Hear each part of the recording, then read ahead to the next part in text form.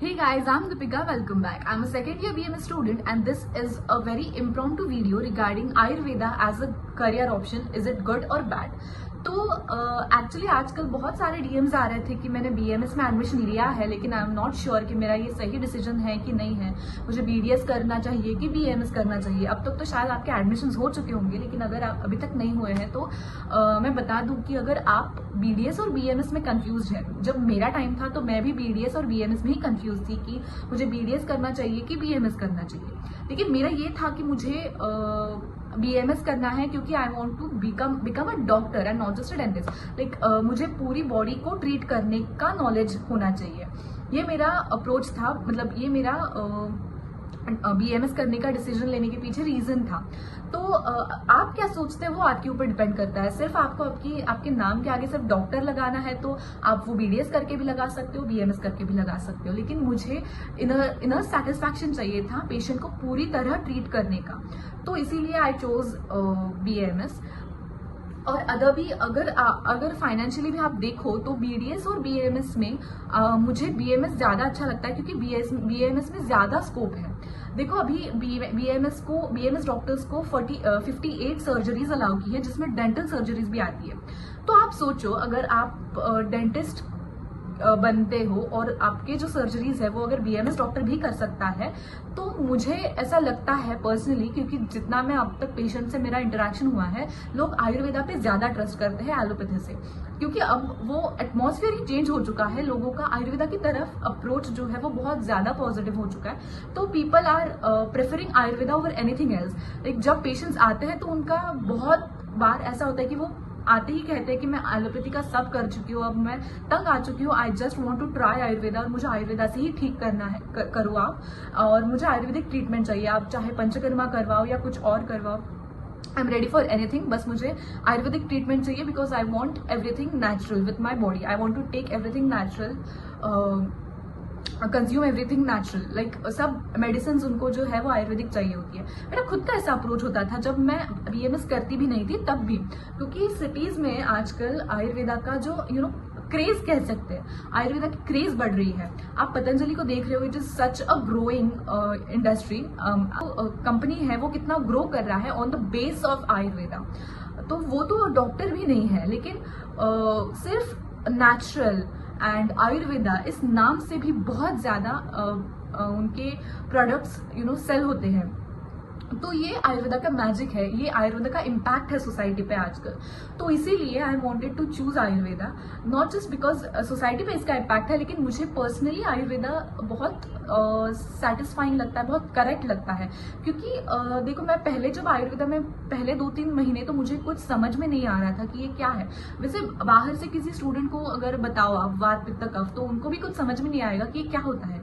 मुझे भी समझ में नहीं आ रहा था स्टार्टिंग में। I used to get very much confuse कि क्या हो रहा है, क्या बता रहे हैं टीचर्स, वात होता है, पित्त होता है, कफ होता है, ये कहाँ दिखता है बॉडी में दिखता नहीं है लेकिन ये है क्या। तो ये कॉन्सेप्ट्स आपको धीरे धीरे समझ में आते हैं। So you have to give yourself time and give को आयुर्वेदा को भी टाइम देना है, आपको खुद को भी टाइम देना है आयुर्वेदा को समझने के लिए। तो प्लीज आप अगर ये सोच रहे हो कि ये मुझे समझ में नहीं आएगा या ये कुछ बहुत बड़ा रॉकेट साइंस है, ये बहुत पुराना है, इसमें संस्कृत पढ़ना पड़ता है, ये एक मेन इश्यू होता है लोगों का कि इसमें संस्कृत पढ़ना पड़ता है। लेकिन ये सिर्फ फर्स्ट ईयर में होता है और वो हो जाता है। Like it happens. लाइक हमारे क्लास में भी बहुत ऐसे बच्चे हैं जो इंग्लिश मीडियम के हैं, उनको कुछ आयुर्वेद ये संस्कृत का कुछ टच भी नहीं था। मेरा खुद का संस्कृत नहीं था लेकिन मुझे डिस्टिंक्शन है फर्स्ट ईयर में। लेकिन ये क्योंकि ये हो जाता है, आपको अगर इंटरेस्ट है आप वो करते हो, लेकिन अगर आप गिव अप कर दोगे तो आप किसी भी पैथी में जाओ आपका कुछ होगा। आजकल मैं रूरल एरिया में भी प्रैक्टिस देख चुकी हूँ आयुर्वेदा की और अर्बन एरिया में, मेरी सिटी में भी देख चुकी हूँ। तो मैं रहती मेरा कॉलेज जहाँ पे वो एक रूरल एरिया है, वहाँ पे पेशेंट्स का अप्रोच आयुर्वेदा की तरफ और यहाँ सिटी में पेशेंट्स का अप्रोच आयुर्वेदा की तरफ बहुत अलग है। वहाँ पे लोगों का ऐसा होता है कि मुझे बस ना ठीक होना है, आप डॉक्टर कुछ भी करिए। Like I want to get rid of this disease, मुझे ये इस पेन से राहत चाहिए, आप कुछ भी करिए, मुझे एक इंजेक्शन दीजिए and I want to get rid of this pain as soon as possible.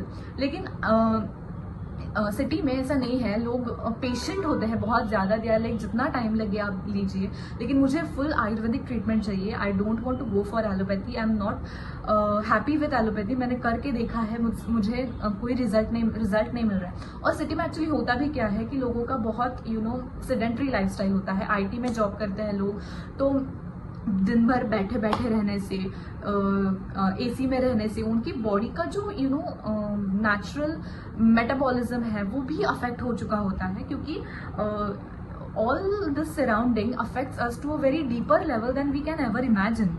बहुत ज़्यादा इफेक्ट पड़ता है इसका बॉडी पे।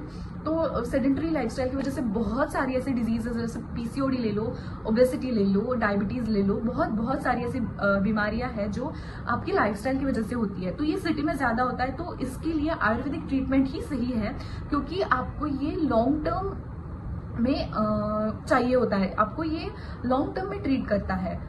अगर आप एलोपैथिक मेडिसिन लेते हो तो वो आपको एक सर्टेन पीरियड तक आपको रिलीफ देता है, लेकिन वो डिजीज फिर से आ जाता है।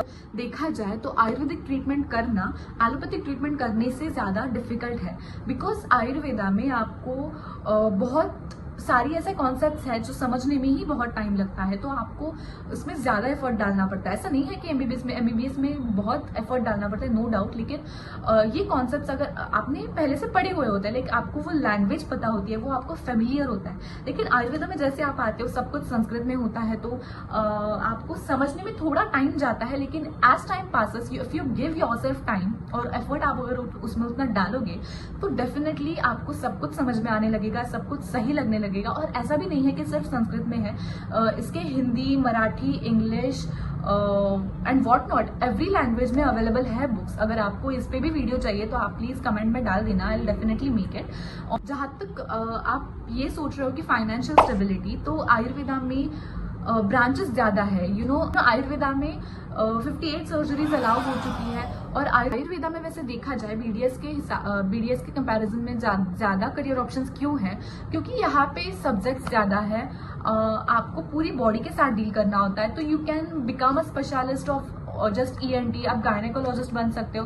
देखिए आयुर्वेदा में शल्य तंत्र, शालाक्य तंत्र, वाजीकरण, अगध तंत्र, काया चिकित्सा, ऐसे बहुत सारी ब्रांचेस है जिसमें आप स्पेशलिटी करके आप अच्छे डॉक्टर बन सकते हो, अच्छी प्रैक्टिस आप कर सकते हो। आप पंचकर्मा का भी सेपरेट OPD अगर ओपन करो ना, तो वो इतना चलने वाला है, लाइक तूफान कहता है ना, this is the right word, because मैं जहाँ पे प्रैक्टिस को जाती हूँ वहाँ पे पंचकर्मा के लिए लोग सामने से पूछते हैं कि मुझे पंचकर्मा करना है, बिकॉज दे नाउ नो कि panchakarma is such A useful therapy कि आपकी पूरी बॉडी क्लेंस हो जाती है, आपके पूरे बॉडी में जो भी टॉक्सिन्स है सब निकल जाते हैं, आपके दोषास बैलेंस होते हैं, और उसकी वजह से आपका डिजीज जो है वो बहुत ज्यादा हद तक क्योर हो जाता है। ऐसा तो लोगों को पता है कि पंचकर्मा का क्या इंपॉर्टेंस है, तो लोग सामने से बोलते हैं कि मुझे पंचकर्मा करना है। रक्त मोक्षण के बारे में सबको पता है कि वो लीच का थेरेपी है ना डॉक्टर, वो मुझे करना है, क्योंकि मुझे बहुत पिंपल्स हो रहे हैं, मुझे बहुत पेन हो रहा है, तो प्लीज मुझे वो करवा दीजिए। मुझे विद्या कर्म करना है, मुझे बहुत पेन हो रहा है बहुत दिनों से, पैर में दर्द हो रहा है, सिर में दर्द हो रहा है, पीठ में दर्द हो रहा है, जो भी उनको प्रोसीजर सब पता चल चुकी है कि ये क्या होता है, और ये बिल्कुल हार्मफुल नहीं है बॉडी के लिए, इट इज वेरी नेचुरल और होलिस्टिक वे ऑफ हीलिंग है, तो ये लोगों को पता है। सो पीपल आर सामने से वो बोल रहे हैं कि मुझे ये थेरेपी करनी है, मुझे वो थेरेपी करनी है। They are loving Ayurvedic treatment basically. इसलिए अगर आपके दिमाग में ये है ना कि BDS करिए या BMS करिए, अगर आप मुझसे पूछे तो आई विल डेफिनेटली से कि आपको BMS करना चाहिए, क्योंकि BMS बहुत ज़्यादा इंटरेस्टिंग है।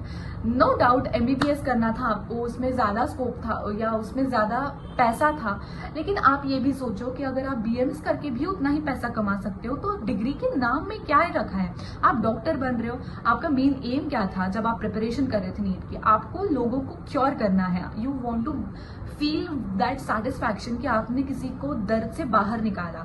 तो ये आप BMS के साथ भी कर सकते हो और MBBS के साथ भी कर सकते हो और BDS के साथ भी कर सकते हो, लेकिन BMS आपको अगर पूरी होलिस्टिक हीलिंग दे रहा है, आपको कम से कम साइड इफेक्ट्स दे रहा है, तो why not BMS, I must say. तो इसीलिए मैं बोल रही हूँ कि अगर आप मुझसे पूछो तो आई विल डेफिनेटली से कि अगर आपने BMS किया है तो ये आपकी लाइफ का सबसे बेस्ट डिसीजन है, क्योंकि इट इज गोइंग टू